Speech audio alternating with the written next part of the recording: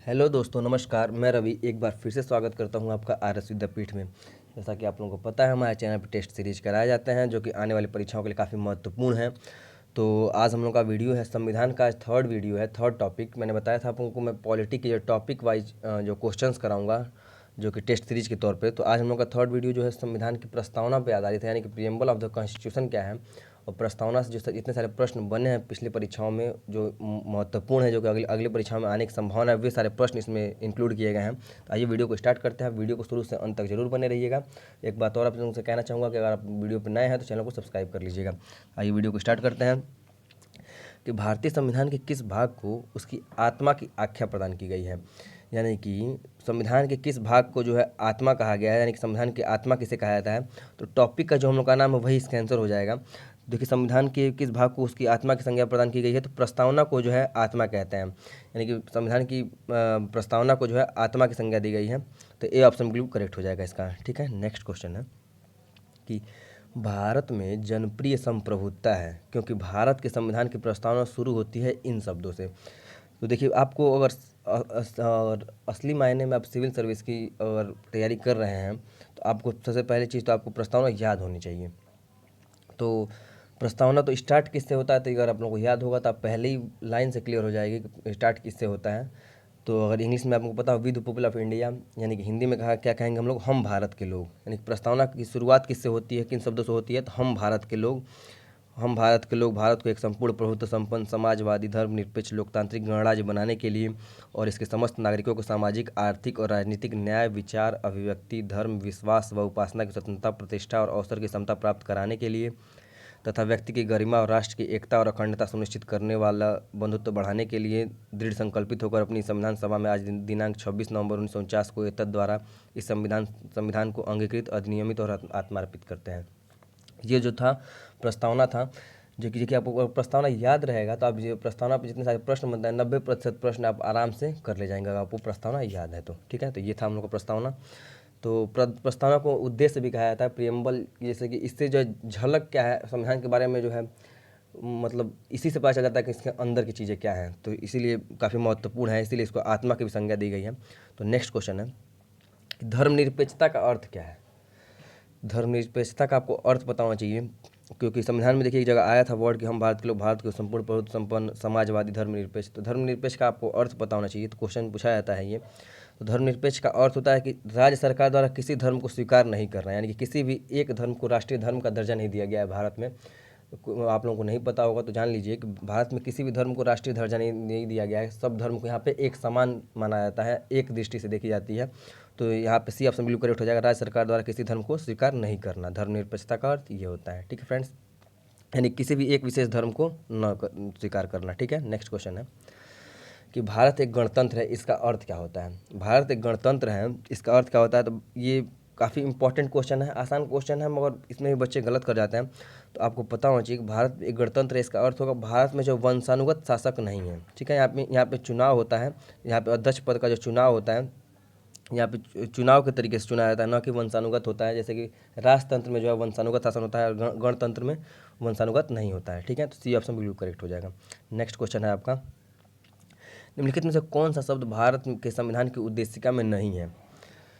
तो अगर आप लोगों को ये याद रहता प्रस्तावना तो आप ये क्वेश्चन कर ले जाते। तो नेक्स्ट इसके बारे में बता दूं कि भारत के संविधान की उद्देशिका में जो है लोक कल्याण की बात नहीं लिखी गई है, लोक कल्याण सब का यहाँ पे उल्लेख नहीं है। समाजवादी पंथ निरपेक्ष प्रभुत्व संपन्न, अभी मैंने आपको प्रस्तावना सुनाया, उसमें आप लोगों ने कहीं नहीं लोक कल्याण की बात सुनी। आप लोगों ने समाजवादी पंथ निरपेक्ष प्रभुत्व संपन्न उसमें बताया कही गई है।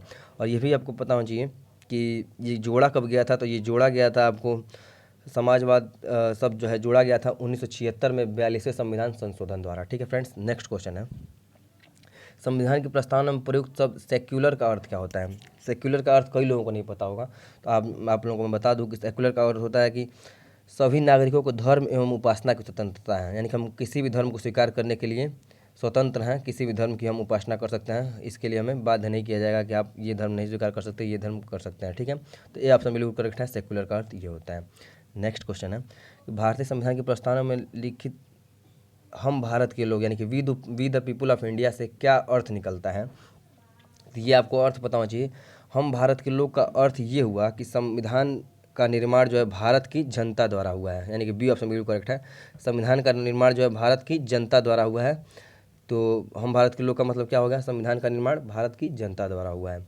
नेक्स्ट क्वेश्चन है, ये काफ़ी महत्वपूर्ण क्वेश्चन है और ये क्वेश्चन पीसीएस में भी आया हुआ है और एनटीपीसी में भी आया हुआ है, काफ़ी इंपॉर्टेंट क्वेश्चन है। भारतीय संविधान की प्रस्तावना पर किस क्रांति का प्रभाव नहीं झलकता है? ये काफ़ी महत्वपूर्ण क्वेश्चन, आपको पता होगा तो आप कमेंट से कमेंट भी कर सकते हैं। तो फ्रांसीसी क्रांति 1789 में हुई थी, इसका प्रभाव झलकता है इसमें। अमेरिकी क्रांति का भी झलकता है।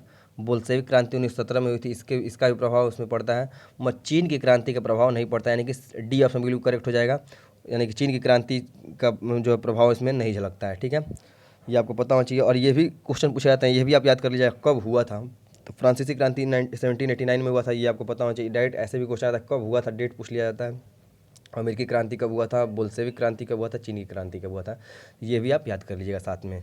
ठीक है, नेक्स्ट क्वेश्चन है, 42वें संविधान संशोधन अधिनियम 1976 द्वारा प्रस्तावना में किस शब्द को नहीं जोड़ा गया?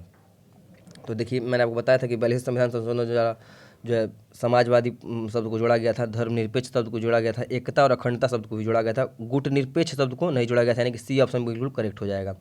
धर्मनिरपेक्ष जोड़ा गया था, समाजवादी भी जोड़ा गया था, एकता और अखंडता भी जोड़ा गया था, गुटनिरपेक्ष शब्द जो है नहीं जोड़ा गया था। ठीक है फ्रेंड्स, नेक्स्ट क्वेश्चन है आपका कि भारतीय संविधान की प्रस्तावना में जिन आदर्शों एवं उद्देश्य की रूपरेखा दी गई है उनकी आगे व्याख्या की गई है, यानी कि प्रस्तावना की व्याख्या जो है आगे जो है कहाँ पे की गई है, ये आपको पता होना चाहिए। तो ये की गई है आपका जो है मूल अधिकार में भी की गई है, राज्य के नीति निषेध तत्वों में भी की गई है और मूल कर्तव्यों में भी की गई है, यानी कि ये तीनों ऑप्शन तीनों सही हो जाएगा। मूल अधिकार, राज्य के नीति निषेध तत्व एवं मूल कर्तव्य, यानी कि इन तीनों में जो है प्रस्तावना की जो है आगे जो है रूपरेखा की व्याख्या की गई है। तो इसका आंसर क्या हो जाएगा, सी बिल्कुल करेक्ट हो जाएगा। ठीक है फ्रेंड्स, काफ़ी इंपॉर्टेंट क्वेश्चन है, आप याद कर लीजिएगा इसे। नेक्स्ट क्वेश्चन है कि भारतीय संविधान की प्रस्तावना में देश का कौन सा नाम उल्लिखित है? काफ़ी महत्वपूर्ण क्वेश्चन, और आपको पता भी होना चाहिए कि हमारे प्रस्तावना में जो है भारत को किन किन नामों का उल्लेख किया गया है, किन किन नामों से वहाँ पे दर्शाया गया है। तो भारतीय संविधान में प्रस्तावना में कौन से किस नाम से जाना जाता है, तो वहाँ पे जो है भारत और इंडिया नाम से उल्लेख किया गया है। सी ऑप्शन बिल्कुल करेक्ट है, भारत और इंडिया, न कि भारत और हिंदुस्तान, न कि भारत और भारतवर्ष, न कि हिंदुस्तान और भारतवर्ष, यानी कि सी ऑप्शन बिल्कुल करेक्ट है, जो है भारत और इंडिया के नाम से उल्लेखित किया गया है। सी ऑप्शन बिल्कुल करेक्ट है। नेक्स्ट क्वेश्चन है कि संविधान की उद्देशिका में कितनी बार संशोधन किया जा चुका है? उद्देशिका मतलब प्रस्तावना, यानी कि प्रियम्बल। तो उद्देशिका में जो है बस एक बार संशोधन हुआ था, वो भी कब हुआ था ये आपको पता होना चाहिए। एक बार संशोधन हुआ है 1976 में 42वें संविधान संशोधन द्वारा, यानी कि 42 अमेंडमेंट एक्ट द्वारा जो है हुआ था। 42वें संविधान संशोधन 1976 में हुआ था, जिसमें जो है समाजवाद, पंथ निरपेक्ष और जो है एकता और अखंडता सबको जोड़ा गया था। ठीक है फ्रेंड्स, तो नेक्स्ट क्वेश्चन है काफ़ी महत्वपूर्ण क्वेश्चन, और ये क्वेश्चन अगर आप लोगों ने मेरी पिछली वीडियो देखी होगी तभी भी आप कर ले जाएंगे, क्योंकि ये क्वेश्चन रिपीट हुआ है। तो अगर आप लोगों ने नहीं देखी है वीडियो तो आप डिस्क्रिप्शन बॉक्स में लिंक लगी हुई है, उस पर जाकर आप वीडियो देख सकते हैं, जो कि पिछले जो इसकी सीरीज चल रही है 300+ क्वेश्चन की, 2 वीडियो लगे हुए हैं पीछे, आप जाके देख सकते हैं। आज 3rd वीडियो है। तो क्वेश्चन है कि भारतीय संविधान कब अंगीकार किया गया था? 2 क्वेश्चन बनते हैं, दोनों क्वेश्चन आपको पता होना चाहिए। कब अंगीकार किया गया था, कब लागू किया गया था? 2 वर्ड है, अंगीकार किया गया यानी कि अपनाया गया, लागू किया गया ये दूसरा वर्ड है। तो अंगीकार कब गया था अगर पूछा जाएगा आपको, तो आपको लगाना है ट्रिक 26 नवंबर 1949, यानी कि अपनाया गया था। अपनाया गया था कब? 26 नवंबर 1949 को, यानी कि बन के तैयार हो गया था। नेक्स्ट है कि इसमें क्या पूछा जाता है कि संविधान को कब लागू किया गया था? तो लागू करने की अगर बात पूछी जाएगी तो 26 जनवरी 1950 को लागू किया गया था। क्या हुआ था? लागू किया गया था। अगर लागू करने की बात होगी तो 26 जनवरी 1950 ट्रिक करेंगे, और अपनाने की बात कही जाएगी तो 26 नवंबर 1949 को ट्रिक करेंगे। ठीक है फ्रेंड्स, डाउट क्लियर हो गया यहाँ पे आपका। तो आज का ये लास्ट क्वेश्चन था जो काफ़ी महत्वपूर्ण था, तो आप इसे याद कर लीजिएगा। तो और आपको वीडियो पसंद आई हो तो इसे लाइक करिएगा, ज़्यादा से ज़्यादा इसे शेयर करिएगा, और जो लोग नए हैं चैनल प्लीज़ सब्सक्राइब कर लीजिएगा दोस्तों। तो आज के लिए बस इतना ही, मिलते हैं नेक्स्ट वीडियो में। तो गुड नाइट, नमस्कार।